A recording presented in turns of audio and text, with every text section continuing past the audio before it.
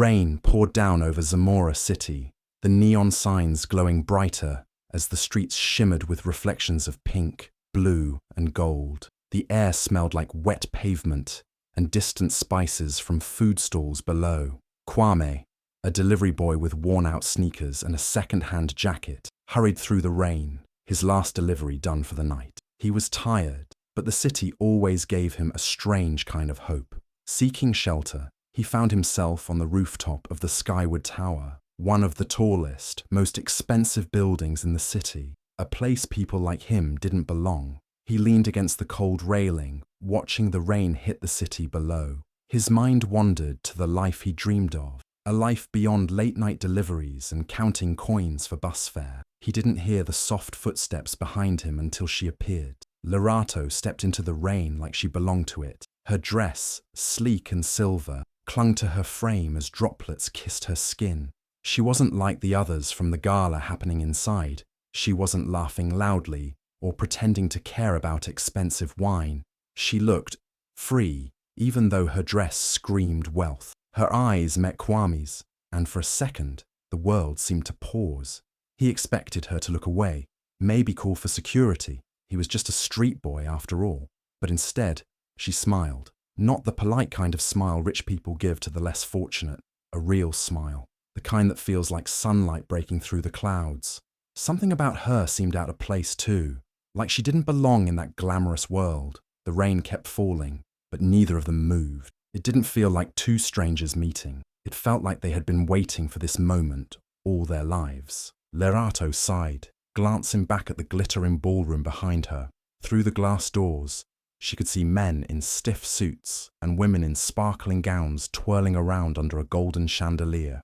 They all looked perfect, too perfect, smiling, laughing, pretending. The kind of crowd that judged your worth by the price tag on your clothes or the weight of your last name. She was tired of it all, tired of the fake compliments, the empty conversations, and the endless expectations.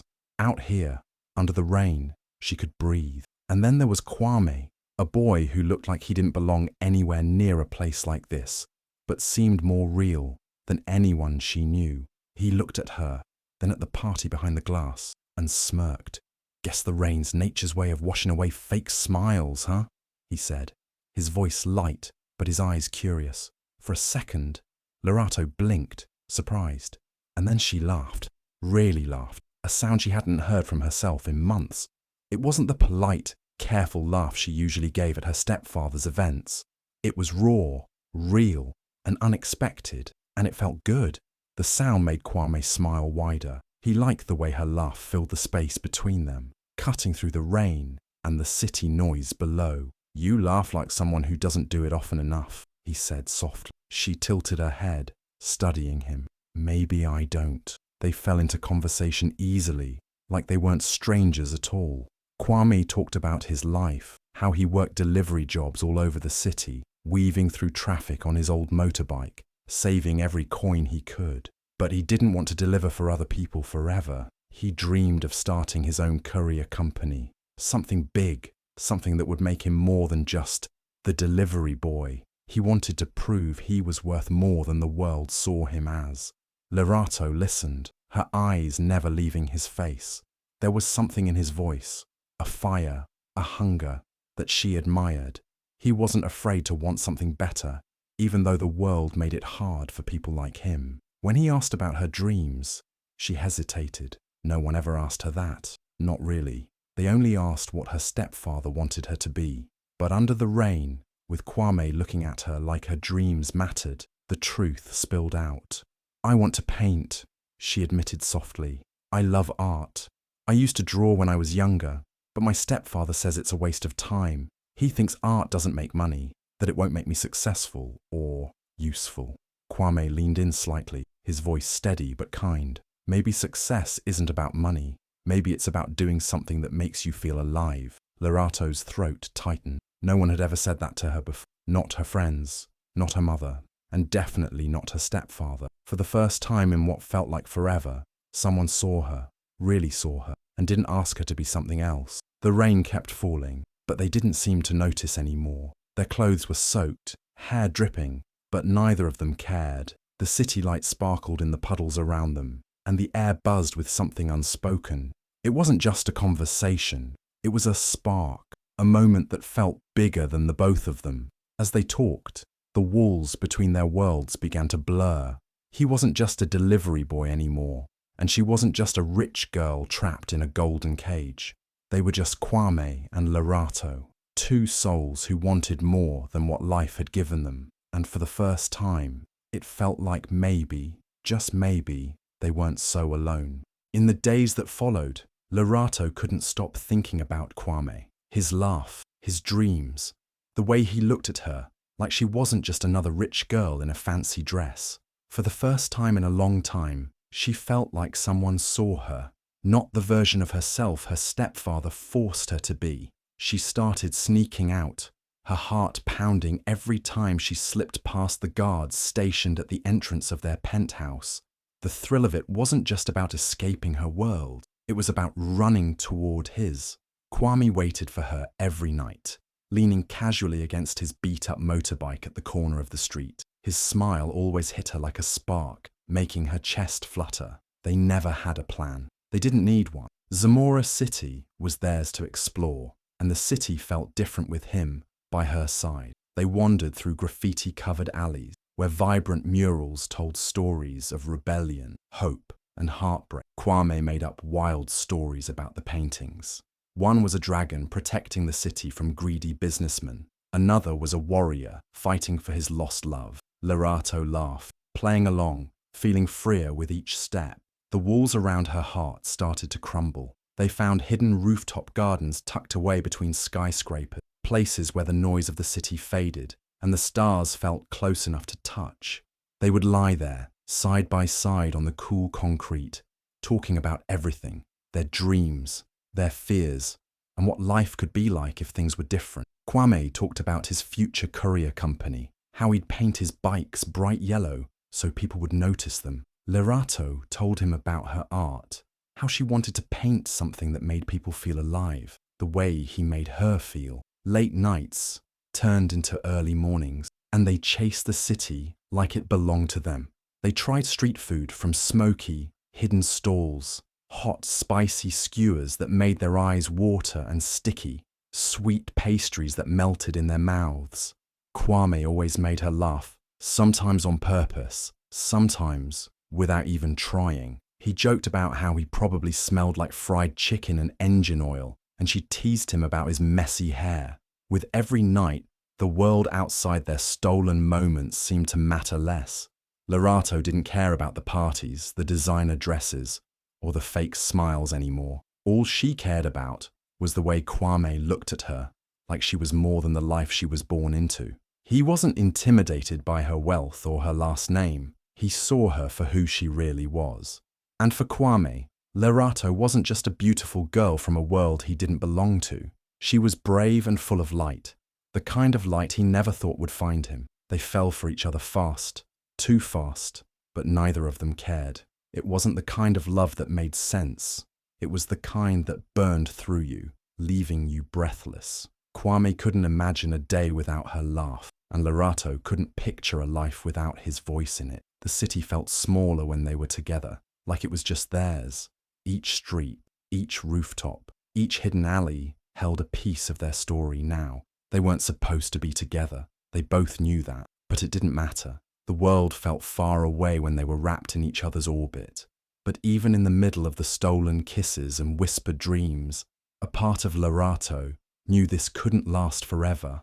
The world wasn't kind to love like theirs. And sooner or later, someone was going to notice she wasn't where she was supposed to be. She pushed the thought away, holding on to the nights they had. For now, that was enough. Mosey was a man who controlled everything, his businesses, his household, and everyone in it. To him, weakness was unforgivable, and emotions were a liability. He didn't build his empire by being kind. He built it by being feared. Lerato had spent her whole life learning how to stay quiet, how to smile and nod when he spoke, how to avoid his cold, unforgiving eyes. But everything changed when he found out about Kwame.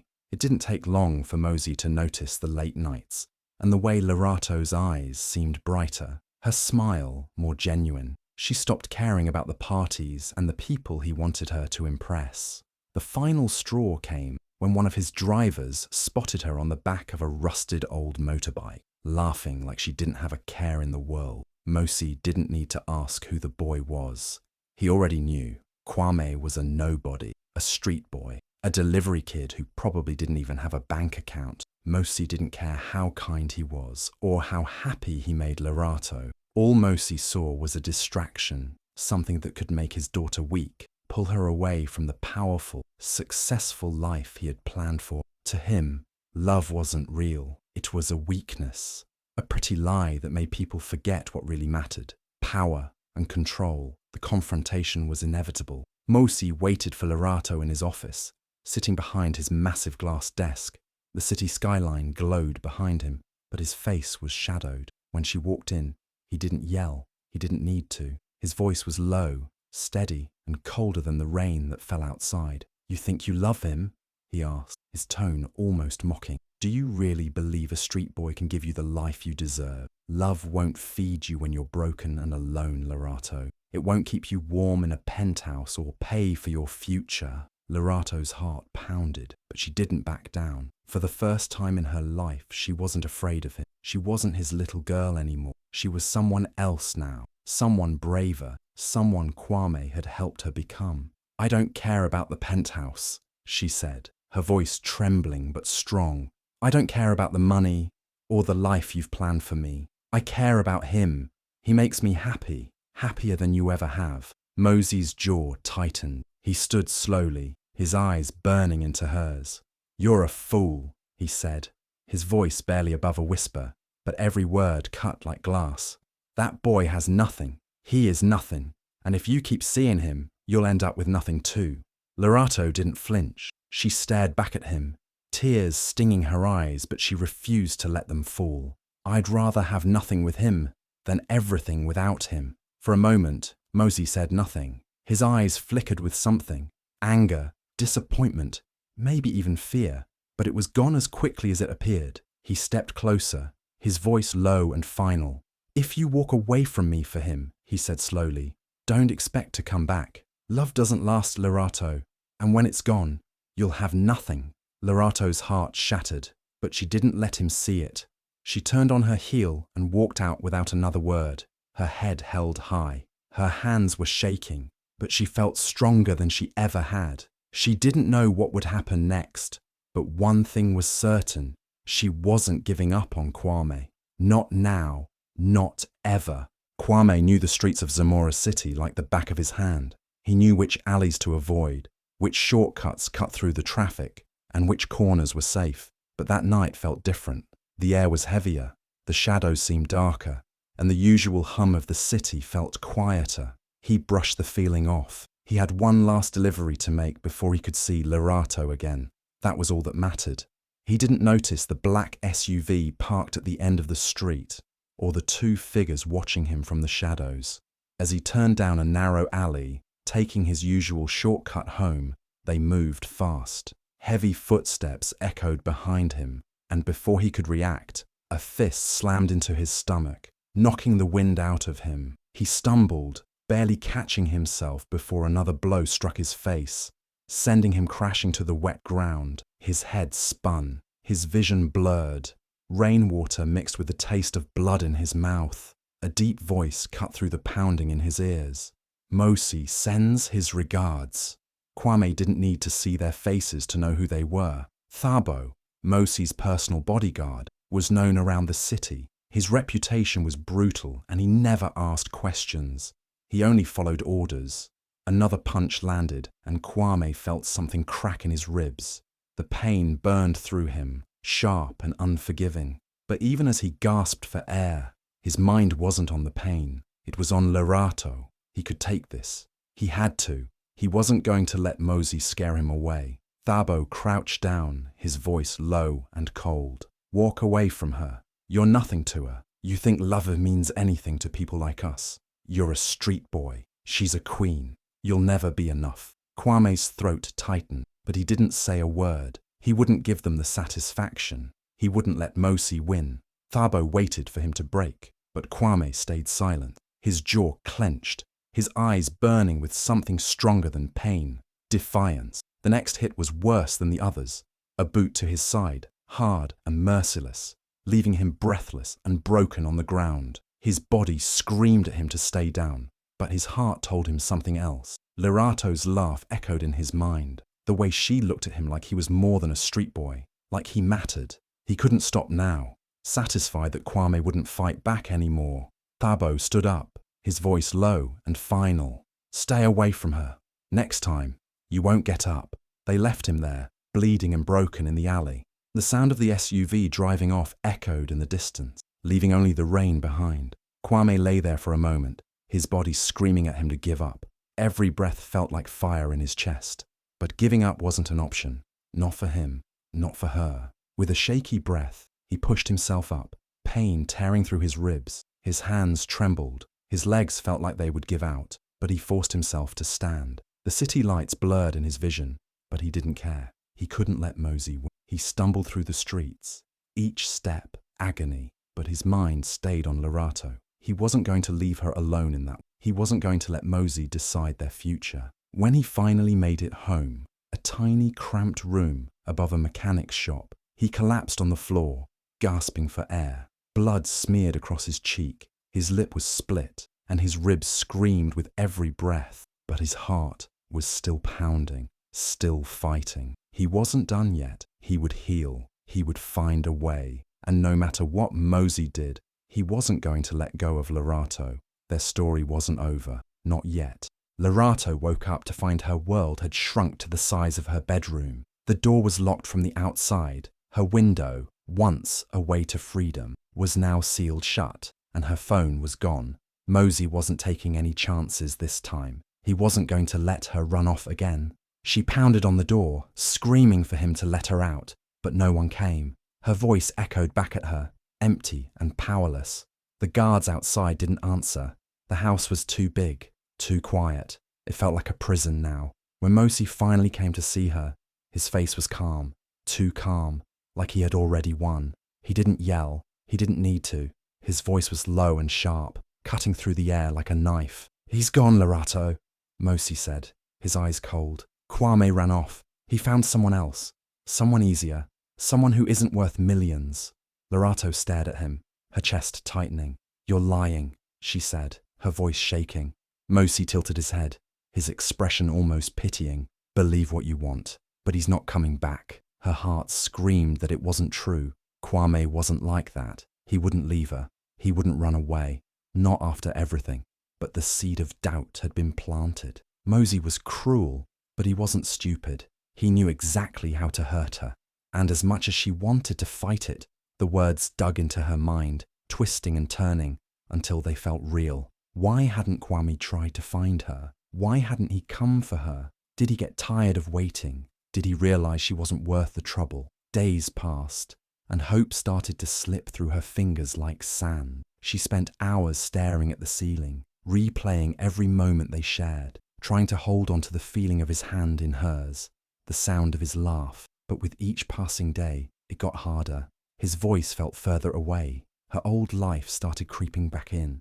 The dresses, the parties, the people who pretended to care. Mosey told her this was for her own good, that she'd thank him one day. He told her Kwame was a mistake, a phase she needed to forget. She didn't believe him, not really, but the fight in her was fading. The loneliness was suffocating. Every time she closed her eyes, she saw Kwame's face, and it hurt more than she could stand. Maybe Mosey was right. Maybe love wasn't enough. Kwame's body ached with every breath, but the pain didn't matter anymore. The bruises, the broken ribs, they were nothing compared to the ache in his heart. He hadn't seen Lorato in days, and no one knew where she was. He heard rumors that Mosey locked her away, that she was being sent abroad, but nothing felt real without her. He couldn't leave things like this. He had to find her, no matter what it took. He knew he couldn't do it alone. He needed someone smart, someone who could break through the walls Mosey built.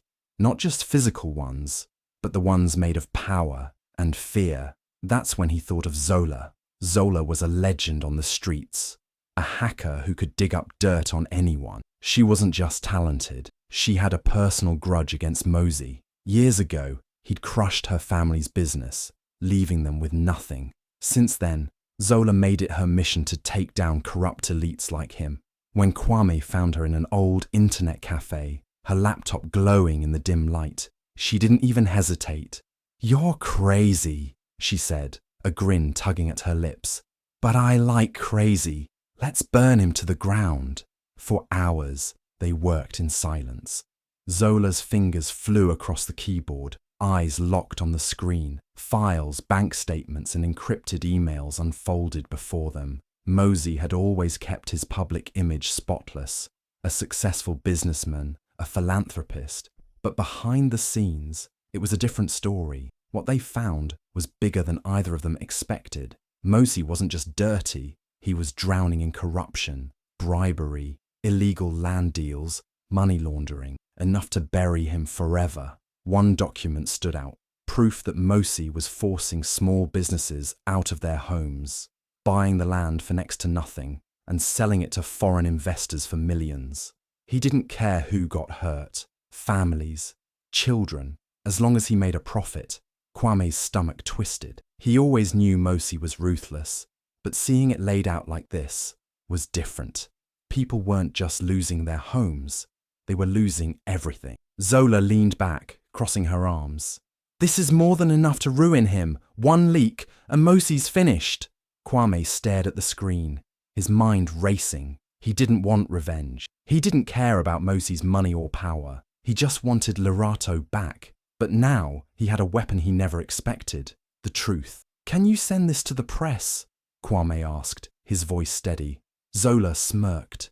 "I can do more than that. By the time I'm done, the whole city will know who Mosey really is." For the first time in days, hope flickered in Kwame's chest. He wasn't just a street boy anymore. He wasn't powerless. Mosey thought he could beat him down, scare him away, but he was wrong. Kwame wasn't going to stop until Lerato was free, and now he had a way to make sure Mosey could never touch them again.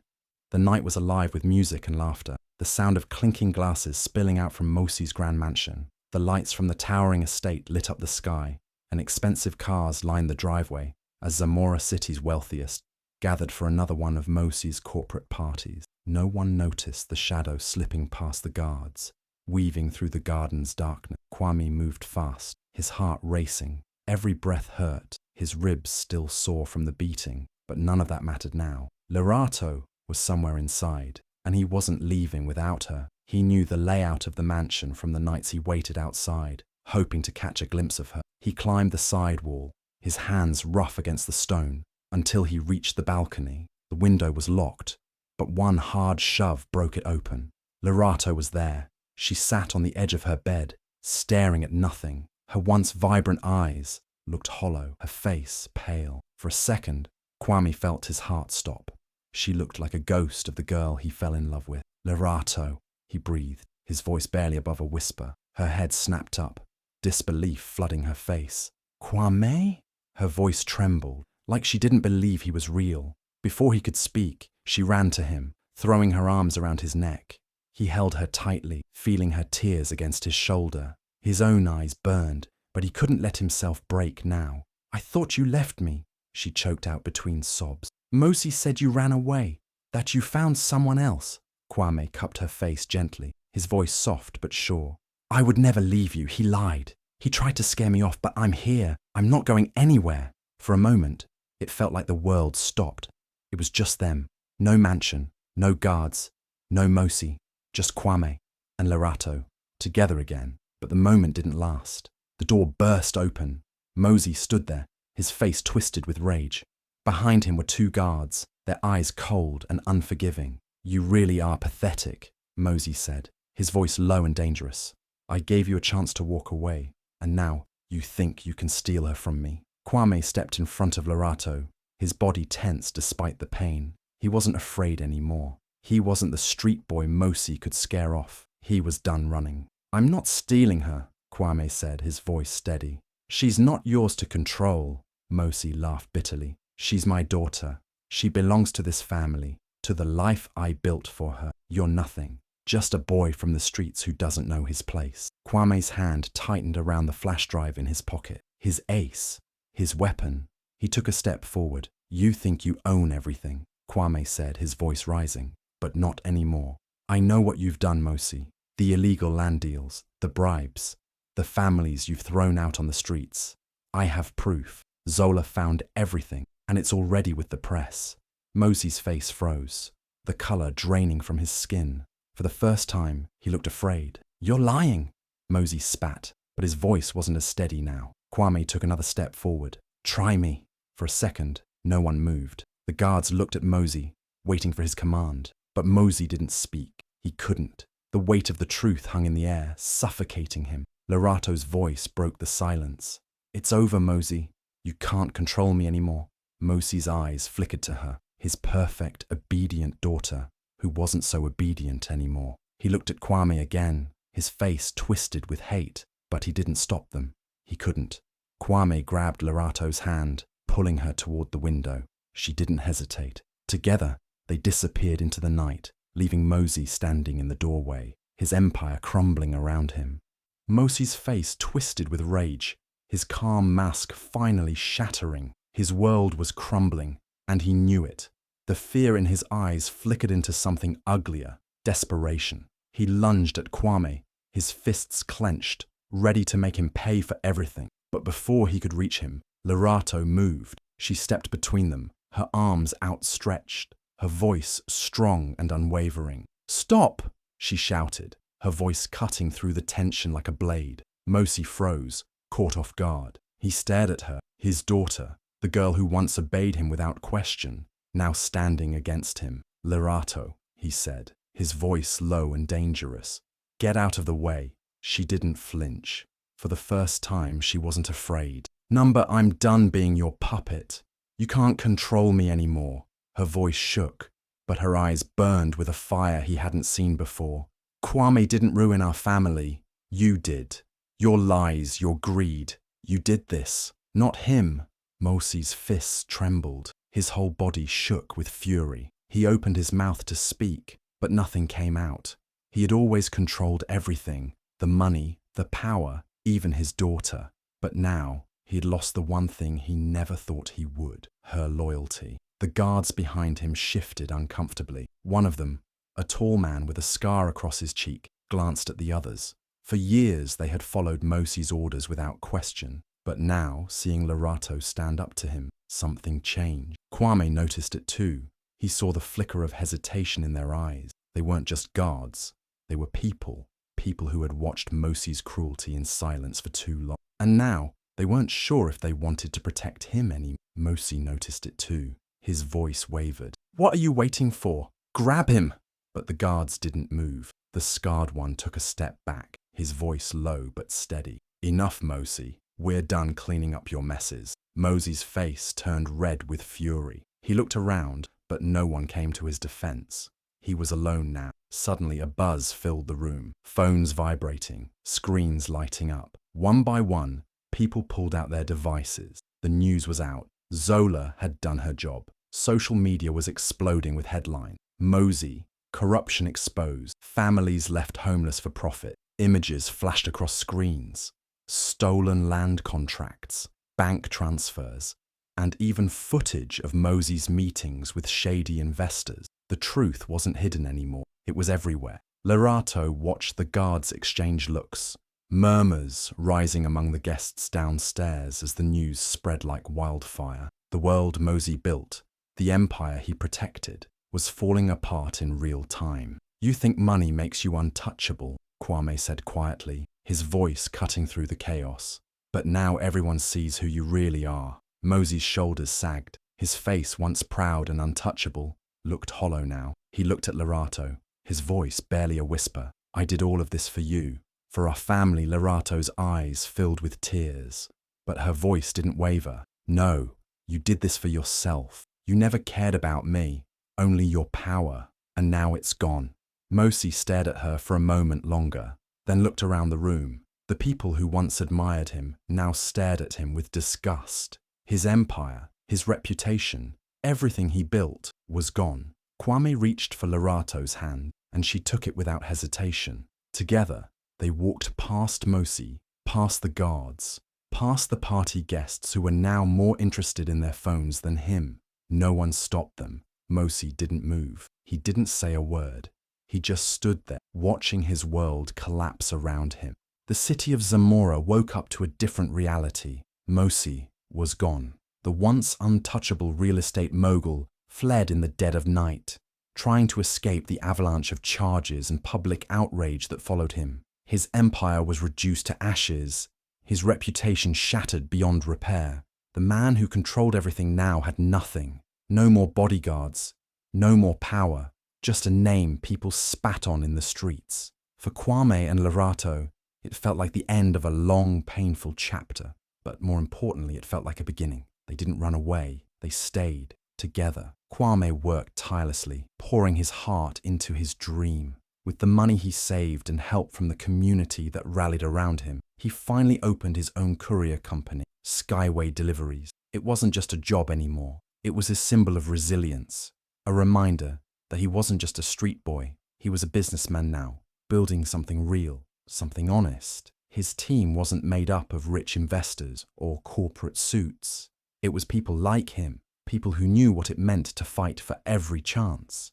Lerato found her freedom too, no longer trapped by her stepfather's rules or his vision of who she should be. She followed her heart. She rented a small, sunlit space tucked into the heart of Zamora City, an art studio. She painted every day, her hands finally free to create the things she once only dreamed about. Her paintings told their story, vibrant murals of love, resilience, and the streets that raised them. People came from all over to see her work, drawn to the raw beauty of her. Name wasn't tied to Mosi anymore. She wasn't his daughter. She was Lerato, the artist who captured the city's soul. And one evening, as the city buzzed below them, they found themselves back on the rooftop of the Skyward Tower, the place where it all began. The air smelled like rain again, cool and clean, and the neon lights of the city flickered against the wet streets. It felt like nothing had changed, and yet everything had.